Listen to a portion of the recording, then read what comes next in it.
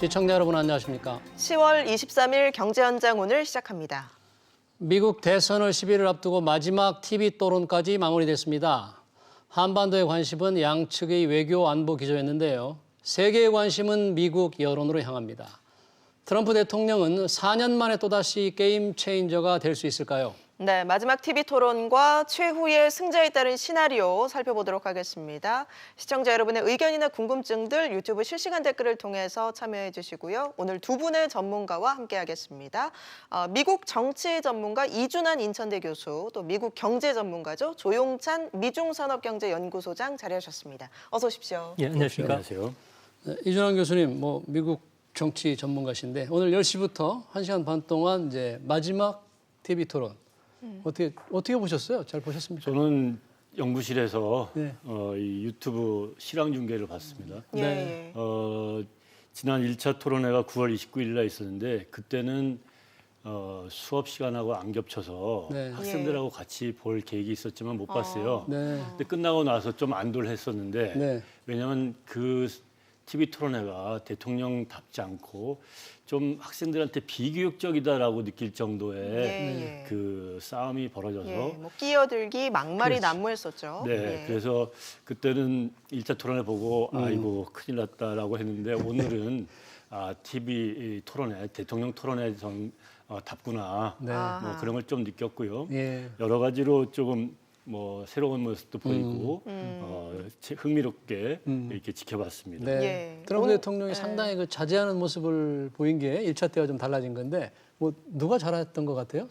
저는 그 코로나19에 감염된 사람은 지금 트럼프 현 대통령인데 그런데도 불구하고 원기가 있더라고요. 그리고 굉장히 공격적이었고 그리고 뭐 어떤 단상에 서서 노트를 보거나 뭐 이렇게 하는 것이 없이 아주 시종일관 공세를 취했다면 예, 예. 바이든 부통령 같은 경우에는 좀 늙었구나라는 느낌 그리고 좀 방어적이지 않냐 그리고 이제 자기가 발언할 기회가 아닐 때는 노트를 본다든지 메모를 한다든지 그런 것들을 좀 봤을 때 좀 차이가 있구나. 그래서 예, 예. 저는 트럼프 대통령이 좀 역동적이었다라고 봤습니다. 트럼프 대통령이 뭐 이전과 다르게 좀 메모하는 모습이 좀 주목받는 것 같은데 어떻게 보셨습니까? 맞습니다. 1차 토론회 때는 예. 뭐 이 바닥을 보지도 않고 계속 개입하고 자기 얘기하고 앵커가 그 사회를 보는데도 불구하고 앵커하고 다투고 그랬는데 오늘은 뭐 조금 시간적인 여유가 있어서 그런지 좀 적는 것 같은 예, 예. 모습이 좀 연출되기도 했습니다. 이준환 교수님은 오늘 토론 이제 대통령 토론에 다웠다라고 평가를 해주셨는데 소장님은 어떻게 보셨어요? 네, 미국 대선 TV 토론회 같은 경우는 권투 경기하고 비교가 되는데요. 6개 주제를 심판이 하나씩 꺼내 들면은 서로가 잽을 날리다가 한 2분 정도씩 날리다가 나중에 카운터 펀치를 날리는 게 정상입니다. 하지만 트럼프가 1차 TV 토론회 보면은 뭐 바보, 막 닥쳐 같은 이야기들을 많이 썼거든요. 아무래도 거친 장애 경기 레슬링을 보여줌으로 인해서 팬들로 하여금 즐거움을 선사하겠다는 거죠. 근데 이런 방법이 상당히 좀 진부하게 느껴졌을 겁니다. 이 때문에 현재 그 정책 토론 쪽으로 이제 진행이 됐는데요. 하지만 정책 토론이 좀 깊게 들어가려고 그러면 다시 또 인신 공격이 나왔고요. 구체적인 증거 없이 뭐 세금 탈루라든지 범죄자라든지 외국 기업으로부터 불법 자금 수수의 의혹과 같이 좀 다른 길로 빠져나갔다는 겁니다. 또 TV 토론회장 바깥에서는 뭐 여전히 그 비난 프레임이 지금 난무한 상황이고요. 바이든 아들 헌터에 대해서는 그 인간 청소기, 그러니까 진공 청소기처럼 돈을 빨아들인다고 하면서 이런 비난전이 상당히 강했는데요.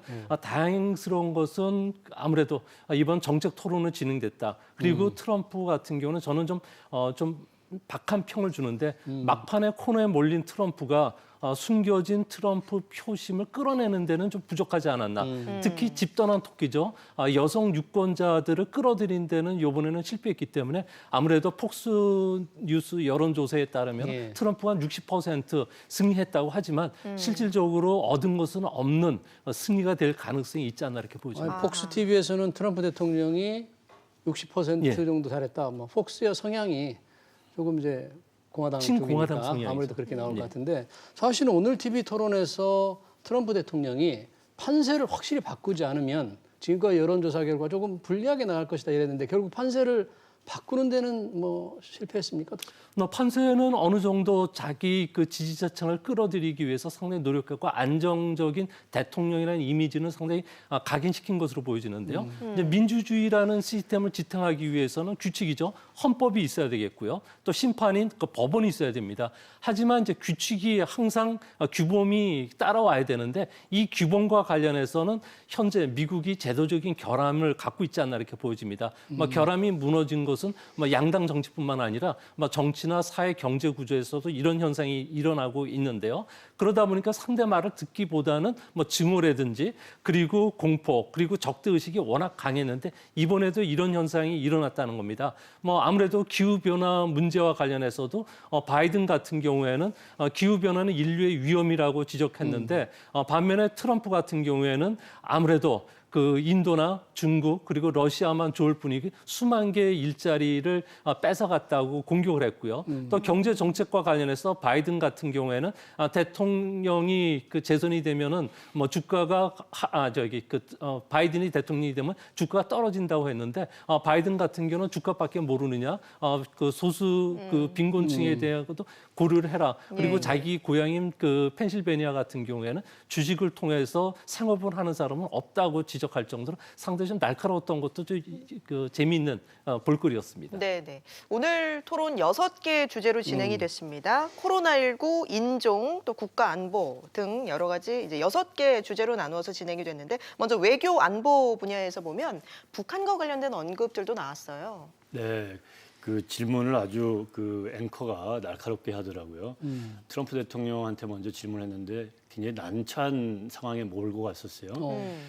지금 친구라고도 하고 편지도 주고받고 했는데 이 10월 10일 날 ICBM 공개하지 않았느냐라고 했더니 이제 트럼프 대통령 같은 경우에는 이게 오바마 대통령이 했었던 시절에 핵실험 미사일 실험을 너무 많이 했었고 내가 한다면은 그런 게 없어졌다. 그리고 이 뒤치다거리 한이라고 세월 다 갔다.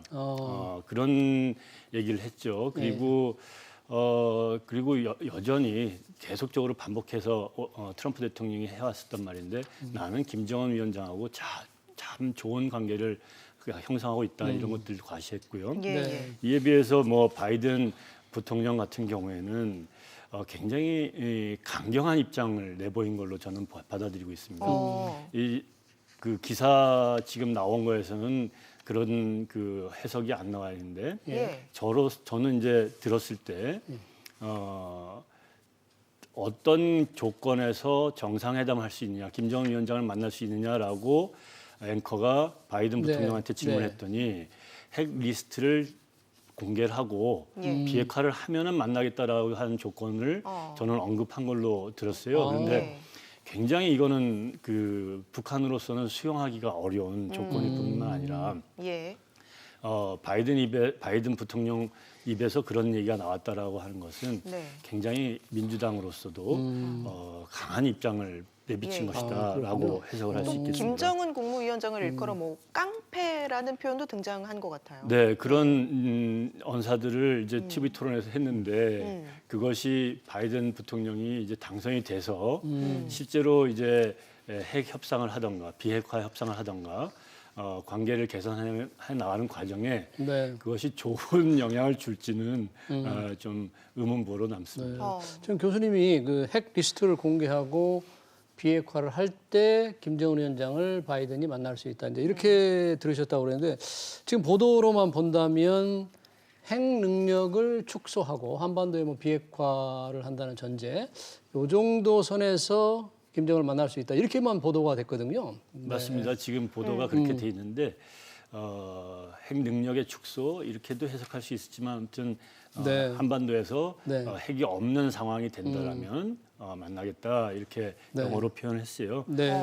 그랬을 때 이렇게 된다면 바이든 후보 같은 경우에 대통령이 되면 자기가 정상끼리 만나가지고 비핵화 문제를 직접 해결하겠다라고 하는 게 아니라 트럼프 대통령과 달리 밑에서부터 실무자들이 협상을 해가지고 비핵화 과정을 다 밟은 다음에 그것을 최종적으로 정상에 만나서 결정을 짓는 예. 그런 접근법을 취하겠다라고 하는 의미가 여기서도 또 나타났다고 해석할 수 있겠습니다. 네. 바이든 민주당 후보가 대통령이 된다면 북한에 대해서 지속적으로 어떤 압박을 더 강화할 것이라는 걸 예상케 하네요. 만약에. 압박이라고 할 수도 있고요. 네.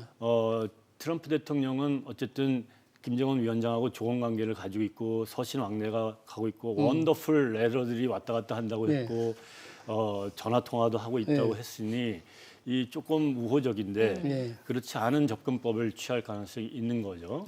그리고 실제로는 트럼프 대통령하고 다른 그 대북 정책을 접근법을 네. 이미 공공연하게 밝힌 바가 있어요. 그렇기 때문에 앞으로 만약에 바이든 후보가 대통령으로 당선된다면 지난 4년과는 다른 것은 분명할 것 같습니다. 네. 지금 외교 측면에서 본다면 또 중국과의 관계도 주목인데 또 트럼프 대통령과 바이든 후보가 미중 관계에 대해서도 좀 얘기가 있었죠. 어떤 뭐 주목될 만한 발언이 있었습니까? 지금 트럼프 대통령하고 중국 관계는 굉장히 극단적인 대결 관계인데 예, 예. 바이든 후보 같은 경우에는 트럼프 대통령과 달리 굉장히 외교위원회 위원장도 한 정도로 상원에서 외교에 좀 정통하고 친중파라고 하기도 어렵겠지만 지중파 중국을 굉장히 잘하는. 시진핑 주석하고도 예. 관계가 좀 깊고요, 오래됐고요. 그래서 통상적으로는 이제 이 관계도 트럼프 대통령이 떨어지고 바이든 후보가 당선이 된다면 트럼프 대통령과 다른 관계가 중국과 형성될 것이 아니겠느냐라고 예측하는 사람도 없지는 않습니다만 네. 지금 미국 국민 내부에서는 지금 트럼프 대통령이 방향을 틀어놨고 중국과 이렇게 우호적인 국민의 정서가 형성이 돼 있지 않기 때문에 예. 아무리 대통령이고 자기가 중국하고 좀 친한 관계가 있고 그런 경험이 있다 하더라도 이 국민들의 정서를 배반하고 중국의 정책을 완전히 바꾸기는 어려울 것으로 예측할 수 있겠습니다. 저도 오늘도 그렇게 토론에서 보는데요. 그런 얘기들이 네. 나왔죠. 예, 예. 미국 같은 경우에는 전미 노동자 협회 같은 경우에는 그 바이든을 지지를 하고 있습니다.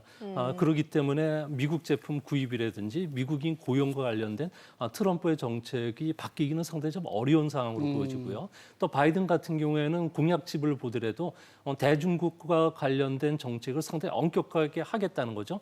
불공정 무역뿐만 아니라 지적 재산권 문제와 관련해서 또 책임을 지우겠다. 이뿐만 아니라 위구르 인권 문제 그리고 또 기후 변화, 핵 확산과 관련해서는 동맹국과 함께 중국을 추궁하겠다는 이야기를 했는데요. 앞으로 중국과 관련해서는 환율 조작국 문제, 또 중국 기업과 관련해서는 덤핑 문제가 이전보다는 더 강하게 작용되지 않을까 보여지는데요. 뭐 이렇게 된다면은 아무래도 트럼프 같은 경우는 미국 제일주의를 외쳤지만 중국과 거래에서 아무래도 미국의 노동자의 그 일자리를 창출해 준다든지 농산물을 수입하면은 딜이 됐는데 예. 원칙적인 그 자세를 고수하는 바이든 같은 경우에는 오히려 4년 동안은 더 어려워질 가능성이 있지 않나 이렇게 보죠. 그러면 지금 트럼프가 중국을 계속 압박을 하고 있는데 오늘 토론 내용만 본다면 결코 트럼프 지금 시대보다 만약에 바이든이 되더라도 훨씬 더 상황이 안 좋아질 가능성이 있다. 이렇게 예상할 수 있습니까? 네, 미국 전반적인 흐름은 뭐 중국과의 그 패권 전쟁에서 백인도 아니고 그리고 이데올로기도 다른 나라한테 패권을 넘길 수 없다는 거고요. 또 이런 측면에서 보면은 앞으로 중국과 관련해서도 동맹국과 함께 봉쇄 전략을 쓰게 되고요. 그래도 중국이 그 항복하고 백기를 들지 않는다면은 진짜 체제 붕괴까지 갈 가능성이 높지 않나 이렇게 보여집니다. 네. 오늘 토론 중에서 사실 처음 시작한 이 코로나19 대응이 가장 핫하게 가장 첨예하게 붙었잖아요. 트럼프 대통령과 바이든 후보의 이 코로나19 대응에서 가장 큰 차이점은 뭐였습니까? 오늘 토론. 이 트럼프 대통령의 실정이 바로 코로나19다. 이 코로나19에 대처도 못했고 본인이 스스로 그 코로나19에 걸려서 예. 미국의 이 방역 시스템이 얼마나 허술한지를 보여줬다라고 하는 게 예. 핵심이죠. 그 스스로 모범을 보여서 마스크도 착용하고 다녀야 되는데 그런 모습들 안 보였고. 예, 오늘도 안 쓰고 나왔더라고요. 예, 그리고 또 오늘 우리는 이렇게 칸막이도 하고 했지만 그걸 또 트럼프 대통령 측에서 이걸 치우자 해가지고 또 치우고 했다고 하는 것 같은데 이런 것들이 사실 바이든 부통령 입장에서는 굉장히 큰 공략 지점이 됩니다. 그런데 이 일반적으로 이렇게 알려져 있는 것과 달리 이 우리나라에서는 이 코로나19 방역 책임이 이제 중앙 정부의 전적인 책임으로 돼 있는데 예. 미국 같은 경우는 주 정부가 이게 좀 책임을 많이 더 안고 있는 것으로 유권자들이 바라본다는 거죠. 예. 그래서 코로나19에 대해서 이 무능력하다라고 하는 지점을 바이든 후보가 굉장히 뼈아프게 공략을 했음에도 불구하고 이 TV 토론에서 나왔었던 코로나19 이슈가 유권자들한테 표를 찍게끔 할 때 어떻게 영향을 줄지는 조금 다른 주제에 비해서는 미미할 수도 있다. 그 이렇게 코로나 방역 책임에 대해서 주정부의 역할을 국민들이 상당히 주목한다 그런 얘기인가요? 그렇죠. 그 트럼프 대통령이 이제 미시건 주 같은 경우도 트럼프 대통령은 뭐 일상적인 생활을 해라. 예. 그 뉴욕을 봐라. 지금 뉴욕은 완전히 고스트 통제. 타운이다. 유령 도시다. 아무 카페도 안 열고 식당도 안 열고 길거리에 사람도 없다. 그런데 이런 것들을 트럼프 대통령은 하지 않게끔 하는데 시장이라든지 각 주의 주지사들이 그런 정책을 정해서 하니 그것에 대해서 공화당 지지자들은 이 책임을 주지사, 시장한테 지우는 그래서 거기에 대한 평가를 하는 경향이 있다 이런 말씀입니다. 코로나를 극복하기 위한 이 경기 부양책을 놓고도 서로 좀 상반된 얘기를 했죠. 트럼프 대통령, 바이든 후보 어땠습니까? 네, 트럼프 같은 경우는 오히려 바이든이 발목을 잡았다는 얘기를 했고요. 또 바이든 같은 경우에는 경기 부양책과 관련해서 2조 2천억 달러에 달하는 하원 그 민주당에서 통과시킨 안과 관련해서 트럼프가 거부했다는 이야기를 했는데요. 사실관계를 조금 따져야 되지만 현재 공화당 같은 경우에는 미 하원 민주당에서 통과시킨 2조 2천억 달러 규모의 합의안에 그 합의가 되어 있는 상태입니다. 이제 문제는 미국에서 작은 정부를 지향하는 공화당 내 티파티 의원들이 있는데요. 예. 이 의원들 같은 경우는 절대 2조 달러를 넘어서는 안 된다고 이야기를 하고 있고요. 또 이거와 관련해서는 현재 뭐 대형 항공사들의 파산이 아니라 고용 해고, 또 월트 디즈니 같은 경우에도 해고가 계속 진행이 되고 있기 때문에 더 이상 늦출 수는 없다는 측면에서는 대선 이후에 그 경기 부양책이 집행될 가능성이 현재로서는 더 높지 않나 이렇게 보여집니다. 공화당은 왜 민주당이 주장하는 바이든 후보가 주장하는 2조 달러 이상의 지원을 왜 좀 더 적게 해야 된다. 꼭 큰 정부를 반대하는 것만이 아니고 뭐 중앙 정부와 주정부 간에 뭐 이런 차이 때문에 그런 건가요? 중앙 정부와? 네, 가장 중요한 것은 결정적인 그 차이점은 아무래도 재정난에 빠져 있는 캘리포니아라든지 지방 정부에 대해서 중앙 정부가 재정 지원하는 데에 대한 티파티 의원들의 그 반발이 상당히 강하고요. 네. 또 기업 지원뿐만 아니라 저소득층에게 그 무제한 계속적으로 물붓기식으로 자금 지원하는 데에 대해서 반대를 하고 있기 때문에 아무래도 공화당 입장을 트럼프가 들어줄 수밖에 없는 그런 상황까지 되지 않았나 그러니까 이제 보입니다. 공화당 측에서는 민주당이 집권하는 주정부 여기 돈을 많이 지원하는 건 좀 싫다. 그러니까 좀 더 깎아야 되겠다 이런 네, 그렇죠. 거겠군요. 예. 네. 오늘 뭐 기후 변화에 대해서 상당히 상반된 얘기를 한 거죠. 그렇죠. 지금 트럼프 대통령의 입장에서는 석유도 많이 채굴 하고 그리고 또 이걸 활용해서 산업도 발전하고 그래서 경제가 성장할 것이고 그래야지 자기가 집권하고 치적이 남는 걸로 되는데 이 민주당의 바이든 후보 같은 경우에는 이 환경을 파괴하는 거 그리고 그걸로 인해서 기후가 지금 지구 온난화에 따른 여러 가지 그 악재들이 많지 않습니까? 예. 예, 예. 이런 것을 조금 그 신중하게 바라봐야 된다. 이 전통적인 공화당과 민주당의 뭐 자원 개발, 기후 문제 대처 이 노선의 차이가 오늘 뭐 토론회에서도 여지없이 반복이 됐죠. 지금 이제 11월 3일 대선을 열흘 정도 앞두고 있는데 지지도 격차가 상당히 좁혀졌습니다. 특히 경합주에서의 지지율 격차가 상당히 많이 네. 좁아진 것 같아요. 네, 맞습니다. 뭐 10월 9월 말까지 해도 이 트럼프 대통령의 지지율이 바이든 후보 지지율을 굉장히 따라오다가 예, 예. 10월 3일인가요, 4일인가요? 트럼프 대통령이 코로나19에 걸려서 걸리고. 병원에 들어간 다음에 지지율이 다시 뭐 벌어지고. 두 자리 숫자 네. 차이로 떨어졌죠. 그래서 이제 퇴원을 하고 지금 이제 일주일 열흘 지나면서 예. 많이 좁혀졌어요. 예. 그래서 지금 18일 기준으로 보니까 한 5%포인트 정도. 저렇게 좁혀졌나요? 저게 굉장히 많이 좁혀진 거죠. 음. 근데 저게 이제 추세로 지금 이제 10일 정도 선거가 남아 있다고 보면 저게 일주일 지난 2016년 대통령 선거 때는 일주일 사이에 지지율이 좁혀져 가지고 그 경합지에서 역전이 된 다음에 트럼프 대통령이 당선되는 일이 발생했다고 한다면 올해 예. 지금 열흘 이상 남아 있는 상황에 저런 격차 좁혀질 수도 충분히 있고 네. 그리고 또 저게 전부 다가 아닌 게 저건 전국의 지지율 지지율. 예. 또 합산이라면 어디서 조사했는지에 따라 좀 다르기 때문에 그렇죠. 격차가 좀 좁은 것은 약간의 좀 공화당 색채가 있는 곳에 조사하지 않았을까 뭐 이런 생각도 드는데. 네. 저렇게 예. 시점이랑 그다음에 여론조사 기관에 따라서 조금씩 다르죠. 그런데 이제 더 중요한 거는 미국에서는 개표를 예. 그 주마다 승자 독식으로 선거인단을 예, 예. 계산해 가지고 하기 때문에 저렇게 단순한 지지율 차이가 곧 대통령의 당락으로 연결되지가 않는다는 예. 점 유의를 해야 됩니다. 예. 그러면 말씀하신 대로 가장 중요한 게 이제 경합주. 경합주의 지지율 상황은 어때요? 네, 경합주 지지율 같은 경우에는 이번 그 2차 TV 토론 끝나고 나서 표 결집 현상들이 일어나고 있는데요.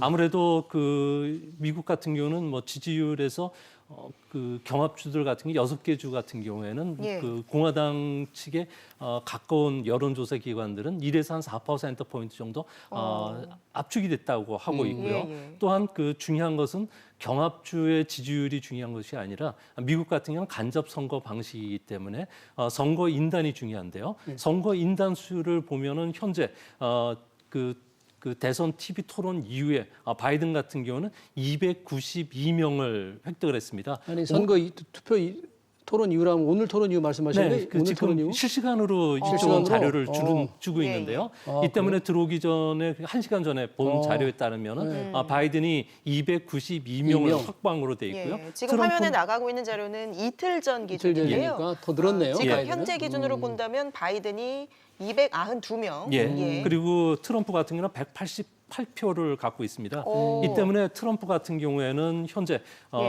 한 100명 정도의 그 선거인단을 더 가져와야 되는데 뭐 격전지 6개 주들 같은 경우에는 트럼프가 예전에 그 샤이 트럼프가 나타나기는 상당히 어려운 구조로 돼 있습니다. 아무래도 4년 전과 지금 사이에는 인구 구조가 다르다는 거죠.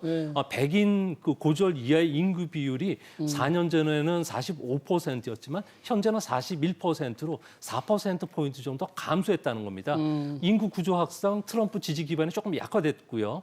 또 6개 주들 같은 경우에는 일자리를 창출시켜주겠다는 트럼프의 공약과 달리 실업률이 5% 이하인 지역이 없습니다. 8월 기준으로 해서 펜실베니아 같은 경우는 10.3%로 가장 높고요. 상당히 안 좋네요. 예, 그 플로리다 같은 경우는 7.4 정도로 나오기 때문에 트럼프의 공약이 공연물이 된 거 아니냐 이야기가 나오고 지금 있고요. 경합주에서는 그럼 플로리다와 펜실베이니아 두 곳을 주목해야 됩니까? 아무래도 대형 선거 지역이다 보니까 그렇고요. 또 부정 선거를 막겠다고 트럼프가 선거 감시단을 출범시켰는데요. 여기에 무장 단체들이 끌고 오면서 무당파층의 그 유권자들의 69%가 현재 등을 돌린 상태라고 합니다. 이뿐만 아니라 7일날 그 7일이죠. 미시간주의 여자 그 주지사 납치 미수 사건이 있었는데요. 네.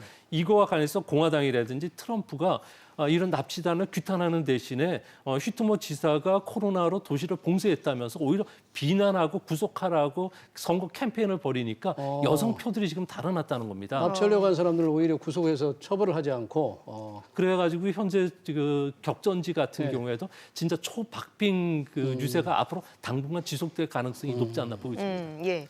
미 대선 결과에 따른 시나리오 크게 세 가지로 지금 분류가 되고 있는 것 같습니다. 바이든의 승 또는 트럼프의 승 아니면 트럼프가 불복할 경우 지금 세 가지로 볼 수 있겠죠? 불복하는 경우. 예. 근데 이제 저는 이제 제 입으로 생각하는 거는 선거를 하는 11월 3일 날 밤에 이제 개표가 추구조사랑 개표가 해서 그날 바이든이 저 우세한 걸로 나온다. 그러면 그 선거 개표가 뭐 한 달이 걸리던 뭐 불복해가지고 어떤 법적인 쟁송 관계를 거치던 바이든이 당선된 가능성이 크고 선거 당일날 개표를 하고 또 추구조사 결과를 해봤더니 트럼프가 이기는 걸로 나온다. 네. 그러면 트럼프가 이기거나 선거 결과 개표를 해나가는 과정에서 바이든 후보에 대한 지지표가 더 나오게 되면 그때는 트럼프 대통령이 불복을 하거나 뭐 선거 결과가 뒤바뀌는 일이 발생할 수 있지 않을까.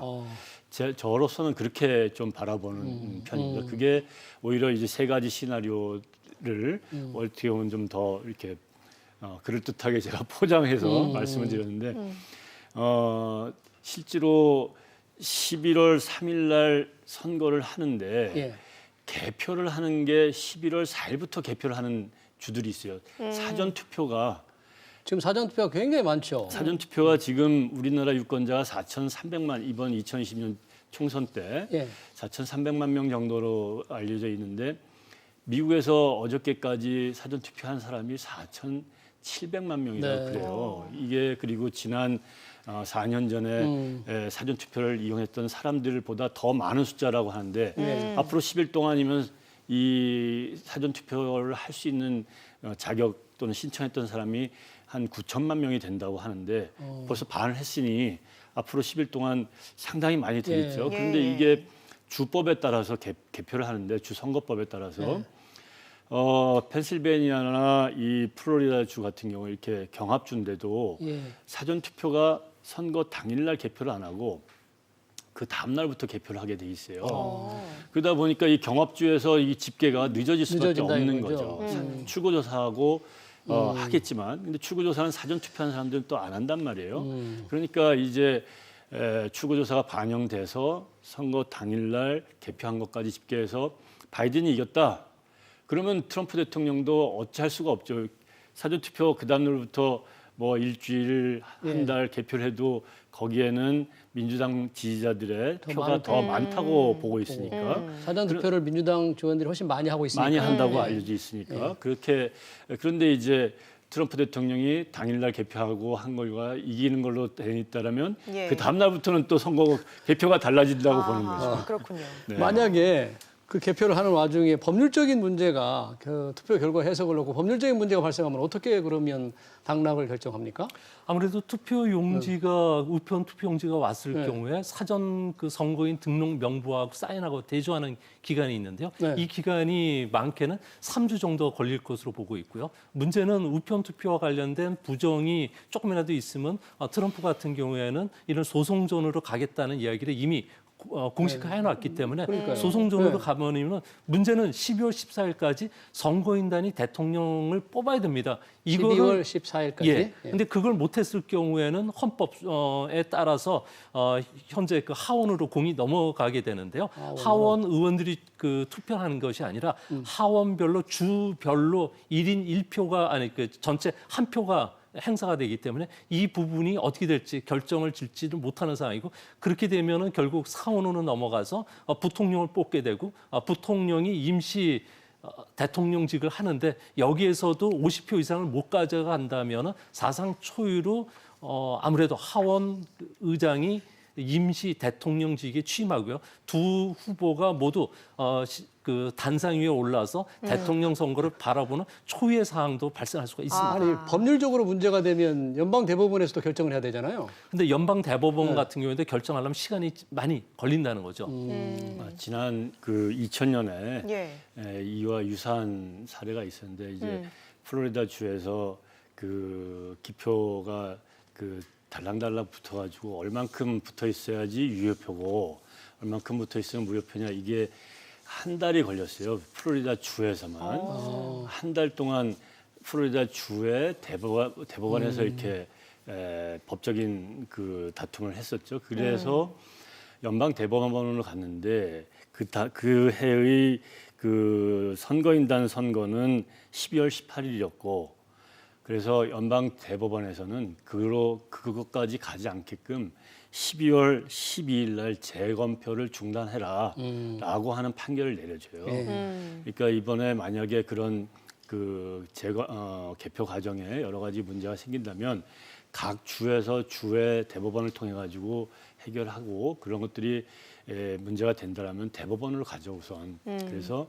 제가 봤을 때는 이번에는 12월 14일이 그 선거인단 선거하는 날인데 그 전까지는 어쨌든 어떠한 형식, 어떠한 노력을 거쳐서라도 선거 결과를 그 결정하려는 노력을 하지 않을까 저는 그렇게 보고 있습니다. 알겠습니다. 네. 저희가 시간 관계상 오늘 두 분 말씀은 여기까지 듣도록 하겠습니다. 지금까지 조용찬 미중산업경제연구소장, 이준환 인천대 교수와 함께했습니다. 고맙습니다.